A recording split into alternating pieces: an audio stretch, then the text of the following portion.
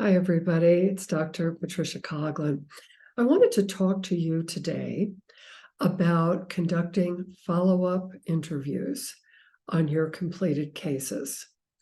I was fortunate enough to train with both Habib Davanloo and David Malan, and each in his own way took a very scientific approach to the practice of psychotherapy.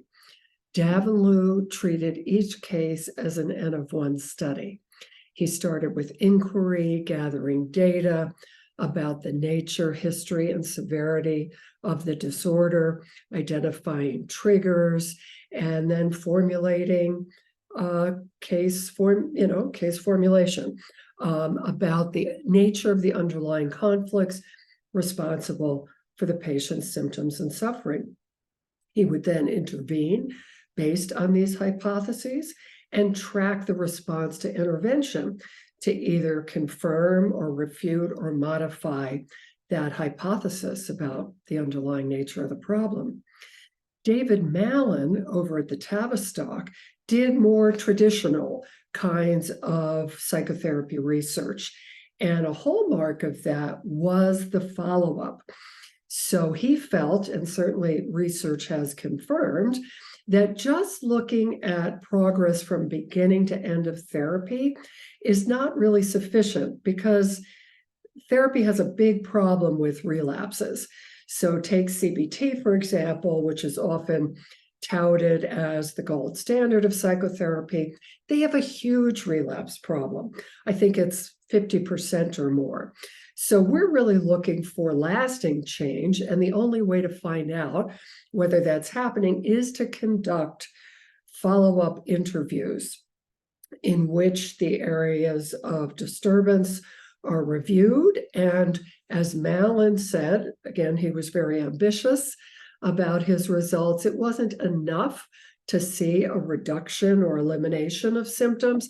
He wanted to see every symptom and pathological defense replaced with something healthy. So people who were shut down and withdrawn need to show evidence that they're present and engaged in their lives. Those who were depressed can actually feel joy and hope. So again, these are ambitious goals, and the only way to know if you're reaching them is actually to do follow-up interviews.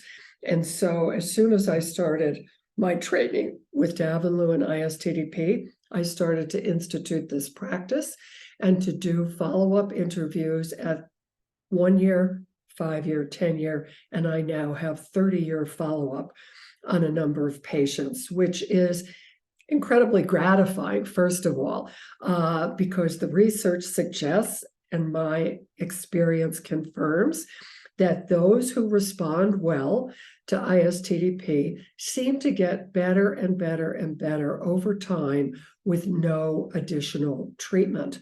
So it seems to me that the work we do on the defensive system is especially effective here because excessive reliance on defenses not only block our access to feelings, but it really stunts growth and it blocks our developmental trajectory. And so when we help people to remove defenses, to access their true feelings, to resolve the conflicts that have been plaguing them, their development takes off and it continues without, again, further intervention. So far, ISTDP is the only method that can actually demonstrate this kind of long-term impact on people's health and well-being. So, and then on an individual level, being able to do this, you're going to find out who are you really being effective with? Where are you getting to the bottom of it? And people are really transforming their lives. And where are you finding that you're not so effective? That maybe, again, there's been a relapse or they've gotten better in one area or dimension, but other problems are surfacing. And so that also gives you the chance to look into that, right, on that follow-up interview. So it's something that for your own development, I think is incredibly important. So I would really urge you to consider instituting this practice. I tend not to tell people about it until maybe the last 5 minutes of the termination session.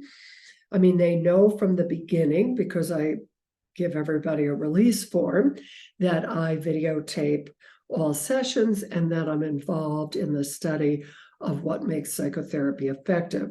So at the very end, after we've dealt with all the feelings around the loss and the goodbye, I will then say to them, you know that I'm really interested in studying the process and outcome of therapy.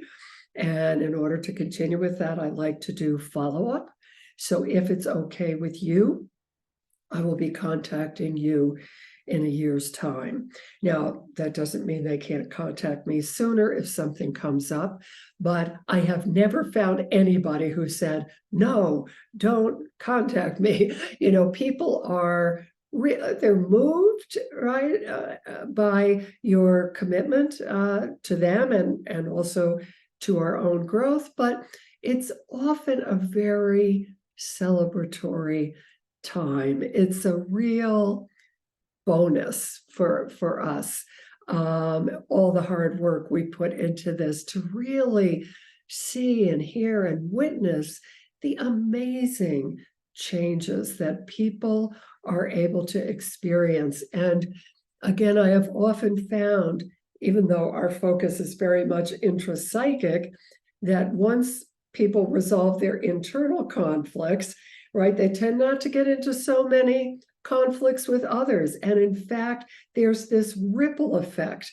And so they are a positive force in their families, in their community, in their workplace, and all kinds of amazing things get created, right? All that energy that was being bound up in conflict is now freed up for creativity. So I hope you will consider instituting this process, and I'd love to hear what you experience with it. Thanks. Bye-bye.